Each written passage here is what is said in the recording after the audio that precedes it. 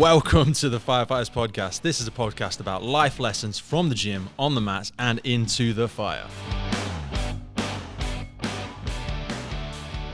So, Rich, we were talking about making fitness fun. You know what I mean? Because a lot of people, I think about fitness in kind of a one-dimensional sense. So if your dad has always been a runner, my dad did field hockey, still does field hockey, did it for like 40 years or something like that. Now, if I was extremely overweight and I wanted to get fit, and I've always lived with somebody that's always played field hockey or has always been a gym monkey, as a big, heavy bodybuilder or whatever, fitness would equal gym.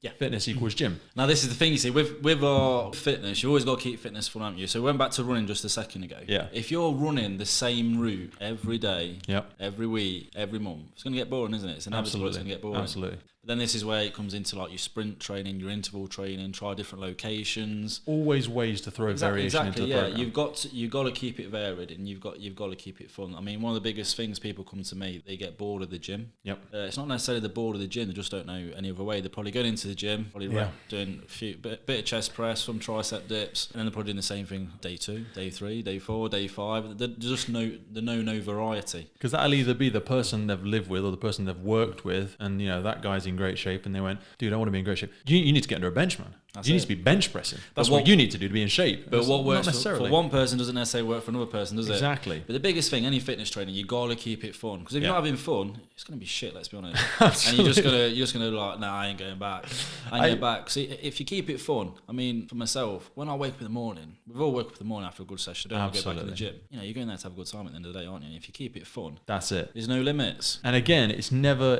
fixed to one person as well. Everyone's going to have their flavour. Because I mean, even the simple analogy of a gym. I mean, the sheer word repetition. I hear people say, "Oh yeah, but it's always doing the same thing." Yeah, it is. That's the whole point. And like you say, if that doesn't fit you, then that's absolutely fine. Maybe you're not somebody that can train sort of in isolation, because a lot of gym work can be a pretty lonely space. Yeah. But for some people, depending how if they're an introvert, extrovert, that works for them. And it's all about being brave enough to go and explore different areas of it. You know, if you've always been stuck in one mindset with one element of fitness, I'd strongly encourage anybody to go with their friend to I don't go to CrossFit gyms, but I think it's a fantastic way to exercise. Definitely. And I'd encourage somebody to go along. You know, I'm brave enough to try something different as well. Absolutely. We do a lot of, we have fighters, we go into fight camps. I mean, I'm sure you heard of fight camps. Yeah. You know, normally these are guys that are doing the same thing day in, day out, and then they go into their fight camp, and then it's 8 weeks. 8 weeks of real, intense, solid training. And we've tried everything we have. I mean, we're fighters, but we go swimming. Yeah. We go running. We go CrossFit. We try everything. And again, it's just variety. So they may be doing 3-4 days a week, hitting pads and hitting each other, but they're going to get bored of that, and ultimately they're going to hurt themselves. They're going to get bruised up, so they need a rest. So we do something a little bit different. I've done a lot of that stuff as well. You know, when I've had a few sports teams, football teams and rugby teams who, like I say, they do their standard coach training with their coach every single week, and it'll either be some physical based, but predominantly skills based. But it's great to bring in that external coach. So I've done stuff, like I say, with football teams and rugby teams. Well, they'll come and do some of the blood, sweat and tire stuff. Yeah. Because it's outside of their comfort zone. But it encourages so many things. The same way the fighting does. It does a lot of leadership stuff, does a lot of team building, and it takes them out of their comfort zone where they're used to the things that they know. And now they've got a 300 kilo tire, and they've got a battle rope, and they've got a sledgehammer, and they've got these big wooden walls, and they've got cage to crawl through. And how cool is that? We did Nottingham Forest Football Club. Yeah. We had the under 18s and the under 21s, and we also had the first team as well. They came to our centre for some, what do they call it, out of season training? Yes. Off season. And they came to us, we got them grappling. So these are footballers grappling. Nice. It was brilliant because they all had the mentality to never give up. Yeah. They're winners at the end of the day. They're, the high-end football players. Well, Nottingham Forest, we'll say. But we'll go. There are other sports teams out there as well. I'm a Leicester fan, but it was a privilege to be training these guys. But it's just that mentality, that never give up mentality. Yes. So they're going into grappling. Yeah, it was good fun. It was good fun to show them that. I'm not saying I contributed to any of this, but I'm sure some of the tackles I've seen with them playing on the pitch since then, you're like, it's probably not because you've had that moment correct. with them where you're like, that's John. I saw John do that on the night when we were doing things, and like you said about having that competitive mindset. Even when you take them out of that, you take them out of their normal day-to-day drills, they've still got that. We spoke I'm gonna about win. it. We spoke about it on last week, didn't we? Yeah. These people, they've got the mindset to win. Yeah. And it doesn't matter really whatever sport they go into, they would have been good at it. I mean, a lot of these, especially young lads, play football, don't they? It's almost like they're destined to play football. Everyone plays football at school. And it's that personal identity as well that you were saying there about being a winner. You said, and it's not ego. Some people hear that and they're like, oh God, get so full of yourself. It's not. That person identifies themselves as a winner, whether it be through some sort of insecurity they had as a child, or whether it be just their willingness to try and make somebody proud of them, maybe a parent, maybe a sibling, maybe somebody that's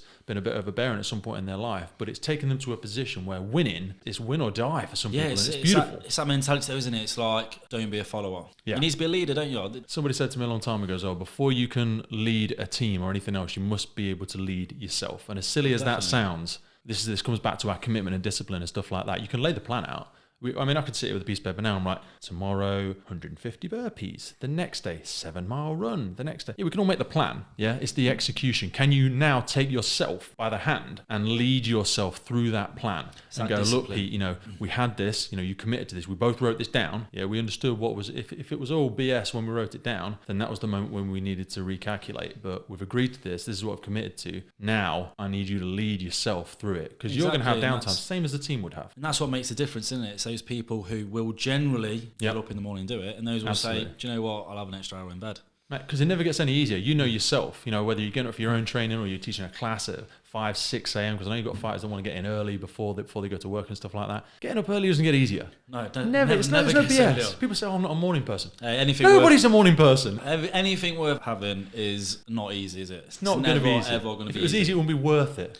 So you were saying you had the Notts Forest lads come to your gym, because that was funny, because big shout out to British Firefighter Challenge, John Gregory, and we've been doing training every few weeks when we're prepping for a competition or something like that, and we were really lucky that we had Leicester City Football Club, and we've also had GB swim team as well, who have come down and gone, hey, we want to try our hand at something, because again, when they're pre-comp Olympics or something like that, or they're getting ready for games, they want to come out of their comfort zone and just detach for a minute. Was you part of that when the GB swimming team came down? Yeah, of course I was. Yeah. I beat Tom, what's his face? Did you? I fitted him out for his fighter kit, and I was just saying, how you feeling about taking? I'm going to beat you. This is how we do it. Yeah. Yeah, and he was like, mate, we're just here to take. I said, we'll beat you. Well, going back to, I said we're going to get my mate on, Dave Hemmings. He was there. He was present for that. Was he? He's the actual coach of that team. Does he still have flashbacks? So he would have been there. Does he? But no, I absolutely loved it. And again, there was so much respect on those days. How did that come about? All credit to John Gregory. I'm not going to say John organised the whole thing. Fantastic. Everything he does with the British Firefighter Challenge, hats off to him 100%.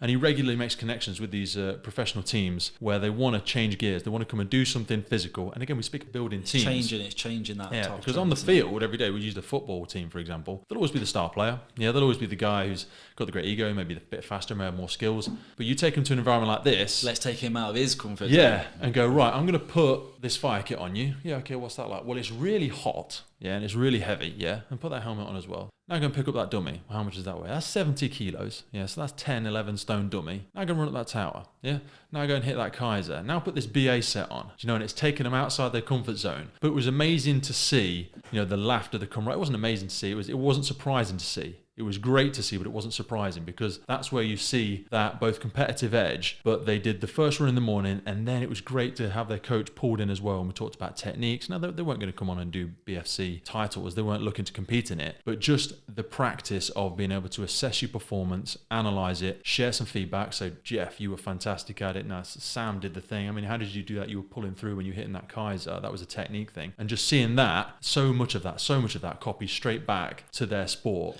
I'm sure. I mean, these are high-level athletes, aren't they? Yeah. How many of them hit the wall doing our type of training? Massive. I'd say 2 or 3 finished within the time cap, because they were getting to the point where they're just blowing out because they're using different muscle groups. It's also like welcome to our world, isn't it? Yeah. I mean, I'm sure if we were to jump in the pool, we've tried that. We've tried to reach back to them, but they've got very, very busy professional lives. But we'll keep banging that door, because I'd love to go there and have me exposed, if you know what I mean, and say, oh, Pete, right, get yourself in the pool. Just like we were talking about running today. I'm 18 stone still. You put me in a pool, I sink. I was a lifeguard like 15 years ago, but since then, swimming, I could swim, but I need to keep some momentum or I'm hitting the deck real fast.